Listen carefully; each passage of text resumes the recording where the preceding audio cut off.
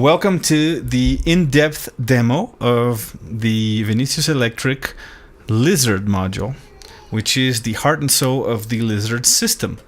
It is a very versatile module. It has a whole bunch of different functions, which are easily accessible via just two buttons here and one switch. It has two function blocks. One is a multiplexer, a sequential switch with 8 inputs over here, and a dedicated output, which is output number 2.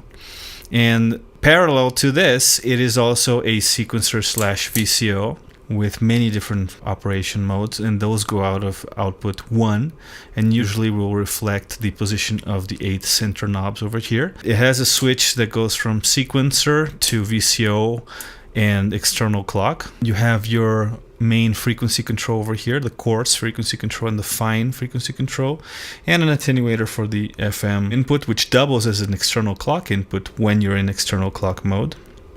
The main CV input, which tunes perfectly to 1 volt per octave. A square wave output, which is very useful as a clock output when you're using it as a sequencer, but also as a separate square wave when you're using any of the different waves. So you can have a square wave as well, sum it, filter it, do whatever you want with it. There's a hard sync input, so that's pretty much it. And then you have the two buttons over here. The mode button flips through 6 different modes. The VCO has 1, 2, 3, 4, 5, and 6 modes of operation, and I'll go through what each one does. And each mode can have up to 4 variations, which are the type over here. So it's pretty easy. There's no menu diving. You can fairly quickly memorize your favorite settings combinations. It's very straightforward. So let's get started with the demonstration. We'll start with it in VCO mode, mode 1, type 1, which is the wave drawer mode. Means you can draw your own wave like a harmonic oscillator type thing. So let's take this output number 1. We'll send it to a mixer channel here. Let's bring all of the 8 step knobs down to 0, and when I turn this up, you will see a negative voltage line, right? And no sound. You hear no sound because there's no oscillation. The voltage is just staying steady. But even if I take just 1 step and bring it up, you can see it going up over here, and you can hear it already as like a very narrow pulse wave. And now I can draw a wave, and as you can also hear, I'm emphasizing different harmonics by doing this, right? You can get some very cool sounds out of this. If you keep everybody kind of close to 0, you have very low amplitude, right? So obviously if you want high amplitude, you need to have a large difference between the highest and the lowest voltages. And it sounds kind of Atari-like, kind of 8-bit chiptune-y, because they're all straight segments. So it's variations on a square wave. You don't get, with this mode, you don't get any ramps or curves or anything. Still, very interesting way to set your timbre. You get very different sounds. It responds perfectly to 1 volt per octave control. So let's send it CV from my sequencer here, from the Arturia.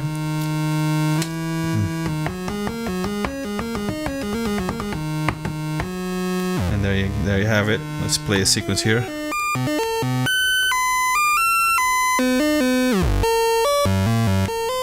Alright, so as you would expect for an oscillator, it responds perfectly to the 1 volt per octave standard. So what are the types? This is mode 1. There are 4 types. Type 1 is exactly this. It's just cycling through the voltages from the knobs 1 to 8. Type 2 is the same but backwards. So it'll be 8 to 1. So it's sequential backwards. You won't hear too much of a timbre difference. It makes more of a difference when you're in sequence mode, of course, because then you had the inverse sequence. So yeah, as you can see, it's very slight variation of timbre when you're using it as a VCO. There is a little bit of difference, but not much. 3 is where you actually hear a difference because it's ping pong mode. It goes from 1 to 8 and back to 1.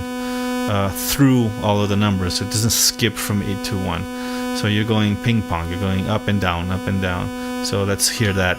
Now, definitely hear a more interesting variation. You know, so effectively you have 16 steps now.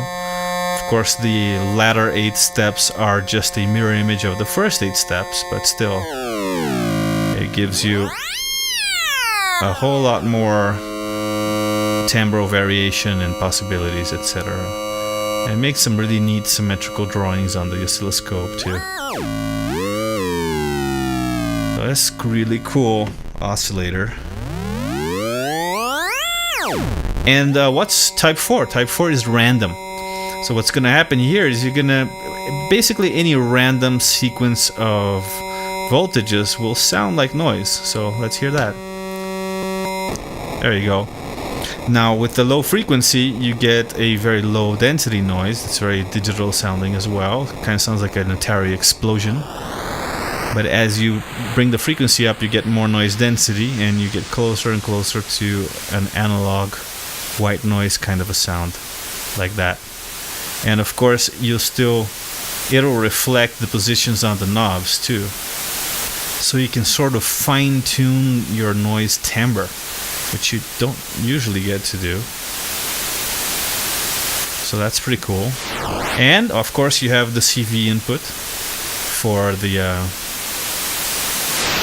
whole module, and that's going to change the noise density too. So we can connect, for example, an LFO over here into that CV input and get something like that. Sounds kind of like a helicopter. Now if you bring the frequency way down, you get a more fluid density sweep.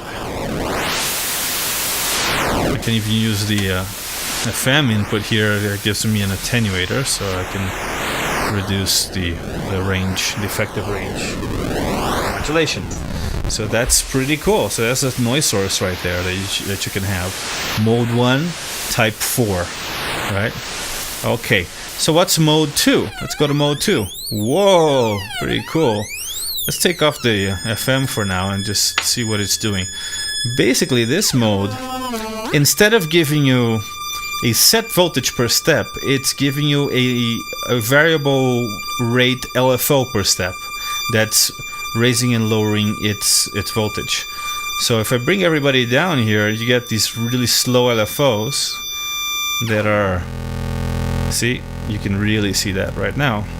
These are slow LFOs that are dynamically changing the wave shape over time.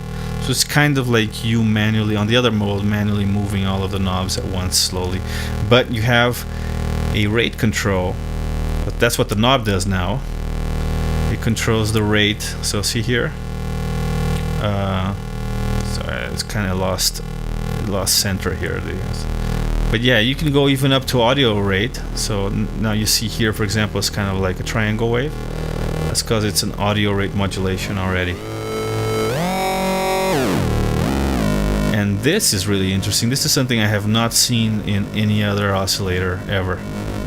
You know, a sequential LFO. You can get pretty gnarly, pretty crazy. Like this doesn't sound like so much like an oscillator anymore, or like a weird noise source or something. All right. Now, as you go up higher in frequency, then once again you hear it more pitched. Right, and there you go. It's an oscillator it doesn't have this fixed timbre. The timbre is sort of mutating, but it's still in that territory, that kind of square wave, pulse wave sort of territory, because there is still just segments, line segments. And of course the types work just the same on this mode. So here you get the backwards sequence, here you get the ping pong sequence. Sorry, this is where you get the ping pong sequence, number 3, which is very cool.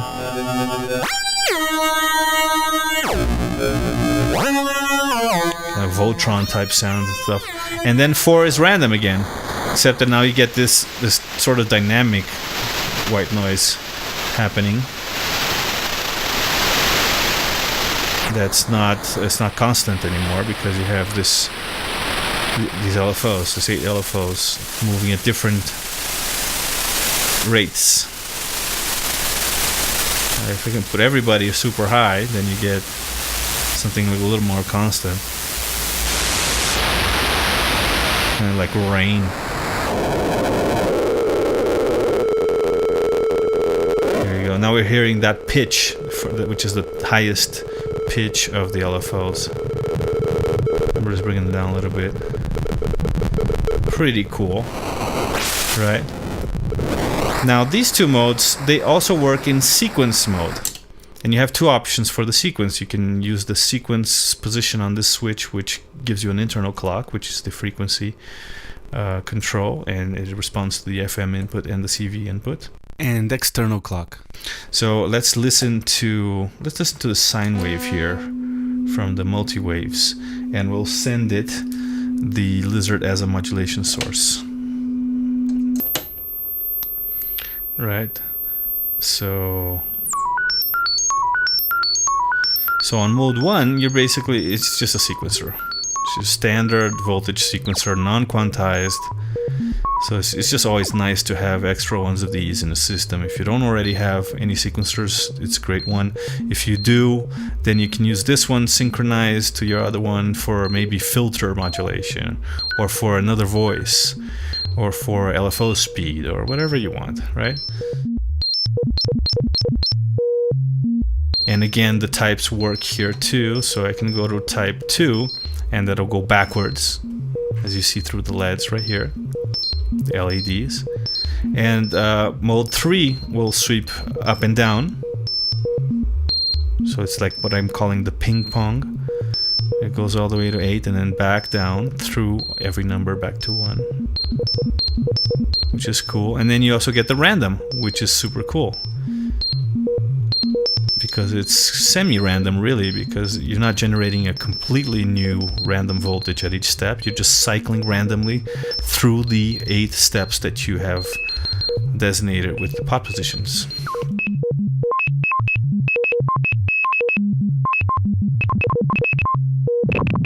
And you can get pretty close to audio rate, and even using it in audio rate can be kind of cool, right? So as a modulation source in audio rate, so I'm put it in VCO mode, and that can be cool too. Now back to sequencer. Let's go to mode 2. Now mode 2 is the LFOs, remember? The 8 LFOs. Now look at that, listen to that. It's freaking awesome. I love it. You're sequencing different LFO speeds. Even go to sort of like audio rate. Yeah, see the audio rate FM there. Let's make it faster. And again, the types work, so I can go backwards through my sequence of LFO speeds modulating the VCO. And 3 is again ping pong, and 4 is random, which is super cool. You can make it like a slow random and then just have this varying LFOs modulating your main voice. A little faster.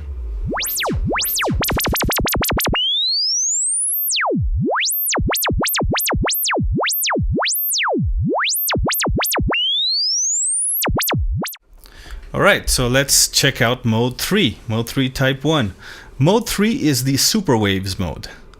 So basically when you have all the bottom knobs here, they are volume knobs for 4 extra oscillators. So if they're all down, you're just hearing the main oscillator like right now. Right, this is just a straight up saw wave, and it's a very high sample rate. This is over 1 megahertz as far as I know. So it's super high, you don't get aliasing or anything like that, and it responds to FM really well. Now as you turn these up, well, let's turn all the knobs down. So the top knobs affect the phase relationship of each new saw wave to the bass wave. So if I turn these bottom ones on, I start to hear these extra oscillators which are other saws at the same frequency but at different phase relationships relative to the first one. And I can make these phase relationships shift faster by turning up the knobs up here. You can also have them more static by turning it down, and you can just change a relationship by turning it up for a second and then back down, and then it'll sort of freeze there. This doesn't completely freeze, as you can see they're still moving. But yeah, and you can have different combinations of volumes and phase relationships, etc. And it gives you this super cool super saw that you've never seen anywhere. I've never seen implemented quite this way before. So it's pretty awesome. Now, most people are used to seeing a super saw, but on this module you also get a super triangle, which is subtle. I mean, the drawing doesn't look so subtle, but the triangle wave is has very few harmonics, upper harmonics. It's almost like a sine wave. So it's a very subtle effect right now. You can hear it, but it's subtle, right? Not so subtle is the square wave, super square, right? So again, let's just check it out. Go like this, all I get is one square, right? As I start turning the bottom four knobs up, I start listening, I start hearing these other waves. And right now they're static because these knobs up here are low. But I can turn them up and start getting this more dynamically changing sound. For a drone, for example, this is super cool. I'm not even using any filters. It's a super nice sounding square, and especially nice with all the added. So basically, it's like listening to 5 oscillators right now that are all sharing the same frequency, but are shifted in phase, one from the other.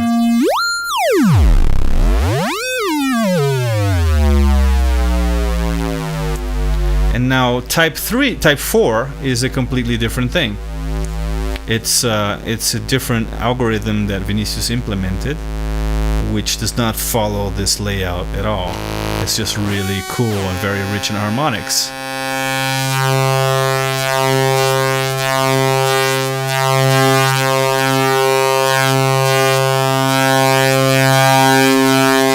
So that's a super cool wave right there too. It's super rich in harmonics. Let's bring it volume down a little bit so we can actually see it.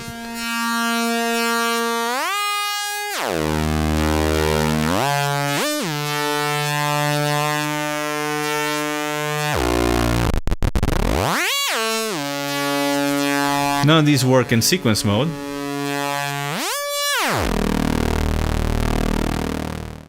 Alright, so let's take a look at mode 4, which is the phased saw mode. So I'll turn up the volume over here. And as you can see, this is a saw wave, 2 saw waves, and as I turn knob number 1, I start to animate the phase relationship between them.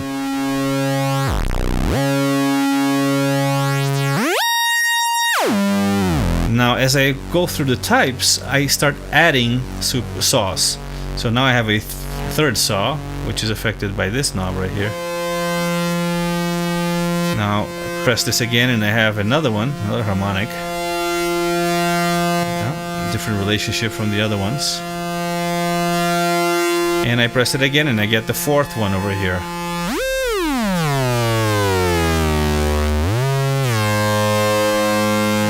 The types give you anywhere from 1 additional saw to 4 additional saws. And those are very different sounds and timbres. So you get a whole bunch of possible sounds out of this module. So yeah, that's mode 4. So recapping quickly, mode 1 wave drawer, mode 2 sequential LFOs, mode 3 super waves, mode 4 phased saw. Now let's go to mode 5, which is, you know, there's no 5 LEDs, so you actually get 2 LEDs light up. And this mode is just your standard classic VCO, but in extremely high definition. So as far as I know, I may be wrong, I think Vinicius told me that this is over 2 megahertz sample rate. So you won't get any aliasing, and it'll respond to FM pretty much the same way as an analog VCO would, which is usually the only advantage of having an analog VCO over a digital one. So yeah, and the types are the waves. So the first type is the saw wave. You get no controls on it or anything. It's just super stable, in tune.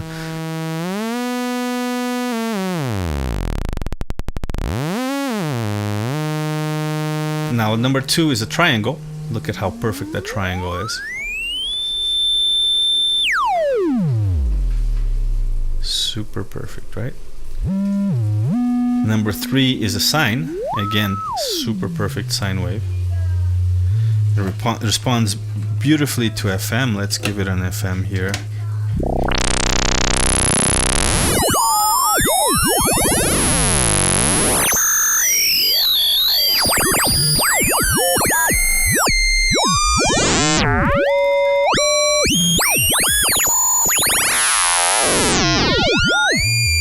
Hard sync.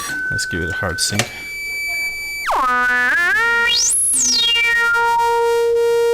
Alright, let's change it back to saw for the hard sync. Check it out.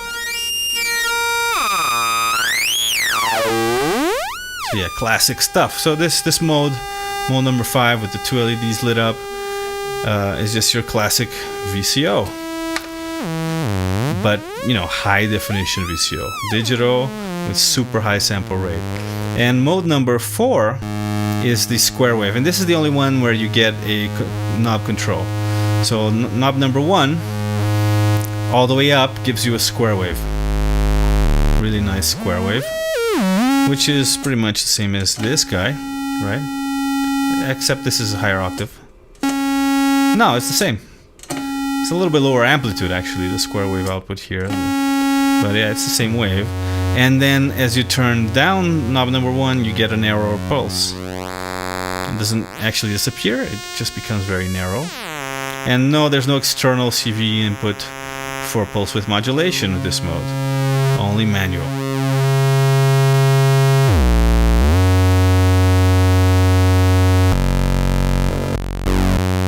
And finally, mode 6, which is the one where you get 2 LEDs but skipping one here. So that's mode number 6, and it's the chord mode, which I really love. I use it a lot because I don't have that many modules that do chords. So basically, again, you have volumes down here and pitches up here. So that means you have 4 additional oscillators to the central one. So if I turn this volume up and then start turning, here we go, you get a second pitch.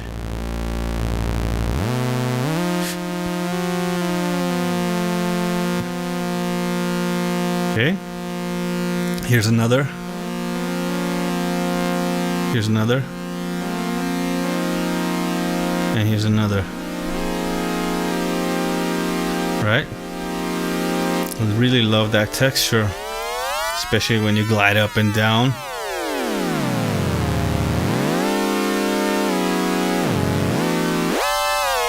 And again, it responds perfectly to 1 volt per octave, so you can have this chord and play it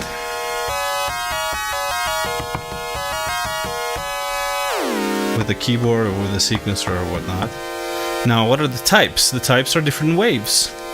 So right now we're looking at 5 saw wave oscillators. I change this and we get triangles. Just super nice and mellow sounding. Number 3 is square, which also sounds super cool.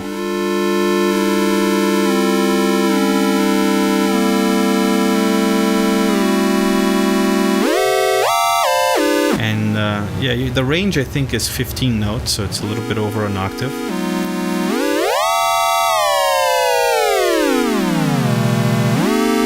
And what sometimes you can do too is use a different oscillator for the fundamental and just create an upper structure with 5 notes over here, and you can have some really dense chords to control both with the same keyboard. I really like that. And finally, number 4. Number 4 on this mode is actually something completely different. It's a wave switcher, and it actually works with the multiplexer section of the module, which we haven't seen yet. So let's look at that. Let's take a look at the Lizard as a multiplexer or a sequential switch now, which is the other thing that it does that's really cool. So aside from all of those awesome sequencing and VCO functions I've already shown you, from chords to supersaws and etc., parallel to that, at the same time, it's working as a multiplexer.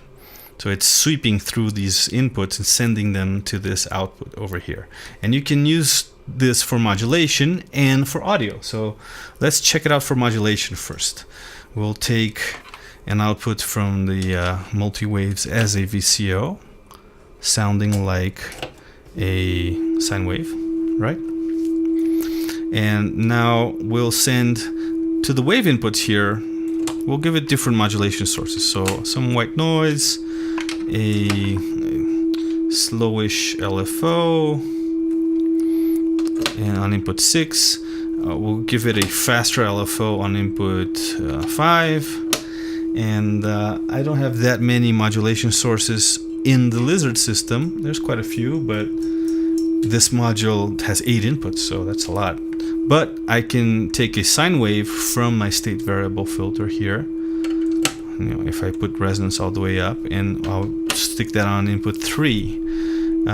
What other sources of modulation do I have? Well, that's it for the Lizard system, so I'll take some from elsewhere in my system. How about I take a stepped random voltage from my Swamp module, which is a random voltage generator. And how about I have another Lizard up there that's got a sequence going, so why don't I take output number 1 from my other Lizard module and stick it in here. And right now you can't hear anything other than that sine wave because I haven't patched modulation into it yet. So let's take another sine wave from another LFO here. Let's make these, instead of sine waves, we'll make them ramps. I can do that by changing the symmetry on the analog VCOs, LFOs. And finally, but we take one more super slow LFO from my sine bank here. Okay, now let's connect output 2. Remember, output 2 is the multiplexer output of the Lizard. Output 1 is the sequencer output, and they work in tandem. And there are even some cool things you can do with both of them together, which I'll show you very soon. So there we go. Now we're modulating. Let's put it in sequence mode so it's slower. So now I'm modulating the sine wave from the multi-waves with 8 different modulation sources in sequence.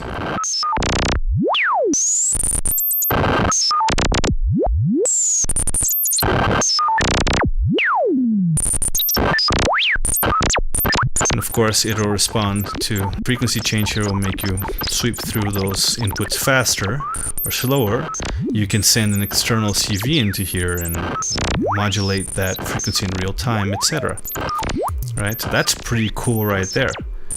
Just sweeping through 8 different modulation sources, going into the frequency modulation input of my oscillator, sine wave oscillator right now. And again, the types work just the same, so I can go back by pressing type 2. So now you're cycling 8 through to 1 rather than 1 through to 8. 3 again is the ping pong mode, up and down.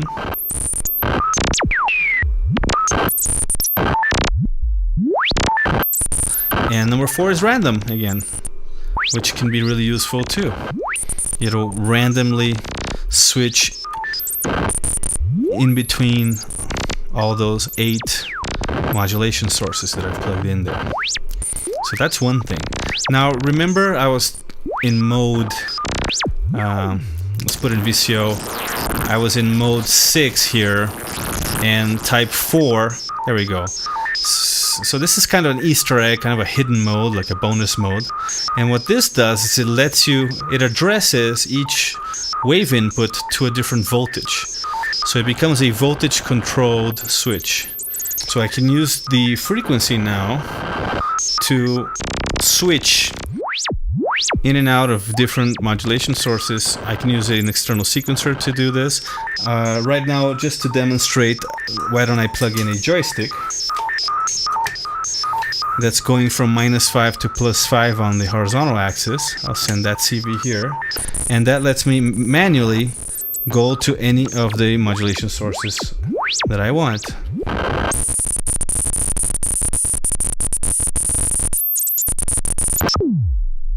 So I can just, depending on the position, you can't see my joystick right now, but trust me, I'm just moving it to different horizontal positions, and that lets me choose different modulation sources to send to my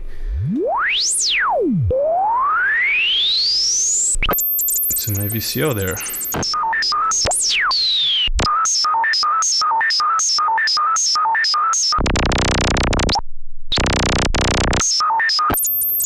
So that's super cool. Now I can do the same thing with audio sources as well, of course. So let's do that real quick. I'm going to turn down my volume here and remove all of these cables. And now we're actually going to listen to output 2. And instead of modulation sources, I'm going to patch in some sound sources. So here goes a noise, a random sound, a random audio from the swamp module. Here's another white noise. This one's analog. A saw wave from my teaser VCO. And why don't we go ahead and start listening to that? So now the module is sweeping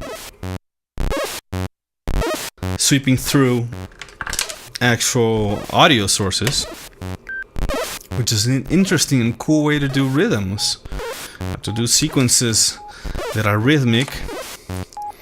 Why don't I put this sine wave in here? There you go. So that's super cool, and it's a totally different way to use a sequencer than just having one voice and varying its pitch with a voltage. Right now I have 2 of my wave inputs are empty, which means I get a silence, which is really cool. Now, I mentioned before the possibility of using both sides of the lizard together, both outputs together.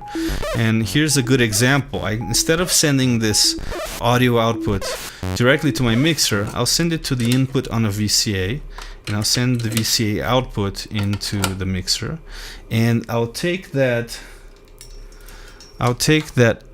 first output here, the one that reflects the sequencer pods. I'll turn them all down, and I'll send that as the CV source for the VCA. So basically now I have a separate volume control for each step. So let's turn up 1. So that's that digital noise there. Right? Let's turn up 2. That's that swamp. So I can maybe if I think the noise is too loud, I can turn it down a little bit. So it's like having a mixer for your steps. Step number 3 is another white noise. This one is analog. Step 4 has nothing. Step 5 has that sound right there. So, and of course I'm doing this with audio, but it also works with modulation sources, right? I can use just send the output to the VCA, and from the VCA into the FM input of my oscillator, and I'll get the amplitude control for each modulation source going into the modulation destination, into the voice. Right? And again, you have CV control over the frequency. You have the hard sync, so you can send the pulse to restart the sequence, so it doesn't actually do 8 steps.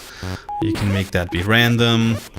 You can use that other mode, the Easter egg mode, that lets you address via CV the different inputs, etc. So the possibilities really become infinite with this module.